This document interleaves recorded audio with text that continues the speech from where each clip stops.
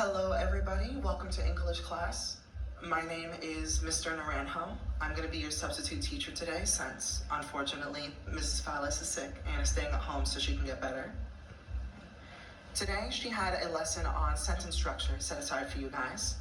So today we're going to be talking about grammar phrases and basically looking at how different words in a sentence can kind of group up and relate to each other to form the bigger sentence as a whole. What I have behind me, admittedly, looks like a big mess. But this grammar tree is the tool that we're going to be using to, do what I basically described, kind of group up sentences based on their part of speech, and then group those bigger parts together until we include everything in the sentence. Now, what I mean by a grammar phrase is basically a group of words that functions as a unit. Think of it like, a set of words that come together to form a bigger version of a noun or a bigger version of an adjective. Now, I can already hear you saying, wait, nouns and verbs and adjectives and stuff like that, they're only supposed to be one word.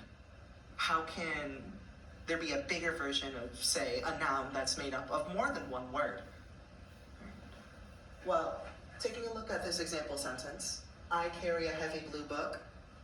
It's dead simple, right? Everyone here knows what it's like to carry a heavy blue book. When we think for a moment about what we know about this book, we know that it comes from the two adjectives that come before it, heavy and blue. I mean, they're the descriptor words. It's how we know that this book is hard to carry, that's the same color as the sky. But let's get rid of one of these words. We change the sentence to, I carry a heavy book. All of a sudden, we know less about this book. Like, sure, it's tough to carry, but, is it red? Is it yellow? Was it borrowed from your sister? Was it stolen from a car? Likewise, let's try getting rid of heavy. I carry a blue book. Well, neat. The book is blue. It's probably a tiny one, right? Like a kid's book, the Magic Tree House. When we get rid of these two words, we don't have the same image of the book as we did before. So these two words basically come together to form the image of this specific book. That's basically what I mean by a grammar phrase, and actually segues quite nicely into the first phrase I want to talk about. First things first, we'll get rid of all the other lines and markings that make up the rest of the tree so we can see more clearly how the sentence breaks down. Now, the adjective phrase is, true to its name, made up of one or more adjectives. It's because we can't get rid of either heavy or blue without the sentence having the same meaning. And we also can't move these words around because then the sentence wouldn't make sense. Like, it wouldn't make sense to say, I carry blue a heavy book. What? No, that makes no sense. We can group those two words together as an adjective phrase, AP for short, because in a sense it functions as one big adjective. In most sentences you'll find that adjectives have to be next to each other, since they have to be all grouped up next to the word that they modify. Yep. In this case, heavy and blue have to be next to book, so that's how we get the grouping of adjectives into an adjective phrase. So those are the adjectives all accounted for. And next up we have the nouns. Now, the first thing you'll notice is that we have one noun at the end of the sentence and one all the way up at the front. And they're not connected to each other, and they're not connected to each other, and they're not connected to any other noun because there is no other noun. How can we make a noun phrase out of this?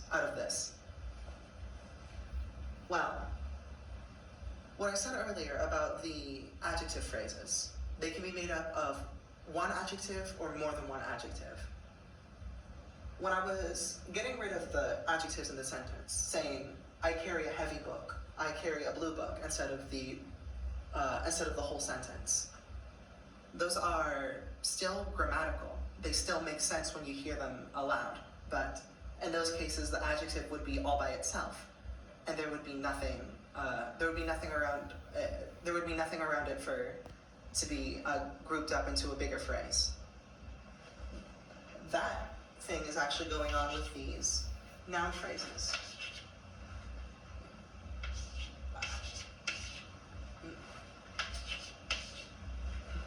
There's still phrases because now the way that we can tell that these are still phrases, even though they're being made up of only one word, is that we can use bits and pieces of the sentence and kind of make up questions about what's going on here. For example, when I can focus on the verb here, carry, and I can ask who is carrying or what is carrying. Up here at the very front, we have the answer, I carry. And in the same vein, I can ask, what was I carrying? A book. Now, we can even get the adjectives involved in this whole thing and ask things like, what was heavy and blue? Our answer would be a book.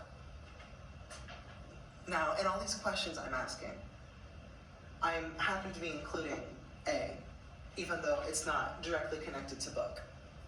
Because that is the answer to our question. What did I carry? A book. What was heavy and blue? A book. But because it happens to be separated by the adjectives, we have to consider those first, and we can't group it all up. We can't group it all up from the get-go. But again, expanding more on these questions, the kind of tests that we can make for what is a noun phrase. If I ask the question, what did I carry? Everything else that comes after it is it's a grammatical sentence. It's a sentence that has no, it's a grammatical sentence, like it makes sense. And I can reasonably ask, what did I carry? And say, a heavy blue book. All of this together makes a noun phrase.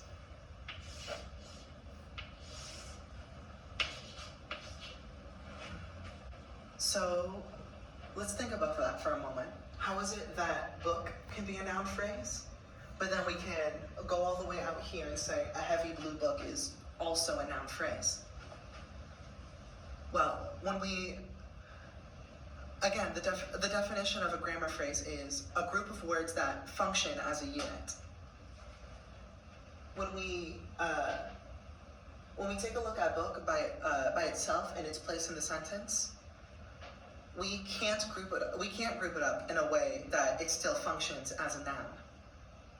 However, when we go up here and include all these words, a heavy blue book, that's a group of words and it functions as a noun. It's a thing. It still falls under the realm of what nouns describe: person, place, thing, idea. And so if you're ever unsure of how big a group of, not how big, if you're ever unsure of what certain division or group of words makes sense as an actual grammar phrase, you can always go back to asking those questions and seeing if the parts you're picking out make sense. Last but not least, we we need to talk about verbs, or the verb, the one verb that happens to be in this sentence, carry. The thing that makes verb phrases special is that even though it's very clear that the word carry relates to I, the subject that's carrying out the action, no pun intended, and also book back here, that the action is being done to. We can't connect the verb directly to the noun and call that a noun phrase, because again we need to make sure that our phrases act as a unit. By itself, carry, that's a verb, and it's as small as it is, being just one word. It's a unit that by itself functions. If we were to try to connect it to carry right away, we would get something along the lines of, I carry book. Carry book doesn't quite make sense as a sentence, and so we would try to group that up. It doesn't make sense as a unit. However, going over here to the other side, we've already accounted for everything that's connected to the word I, or rather, everything that's not connected to it, and we've classified it as a noun phrase. So we can take these two units and group them up together into a bigger verb phrase. Because the meaning of this phrase, I carry, it's governed by the most important element in the sentence. Because when we think about our rules of writing sentences, you need a subject that the sentence is about, and a predicate that describes what the subject is doing. So, in other words, you absolutely need an action, you need a verb in order to form a fully grammatical sentence.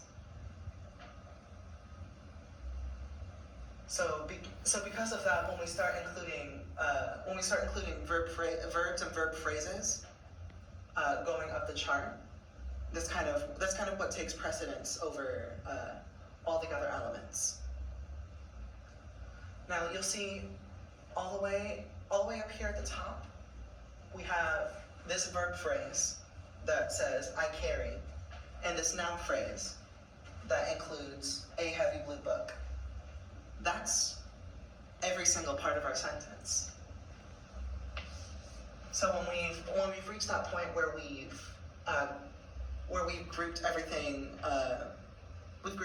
up into grammar phrases and every single word is included, I mean, that's your entire sentence.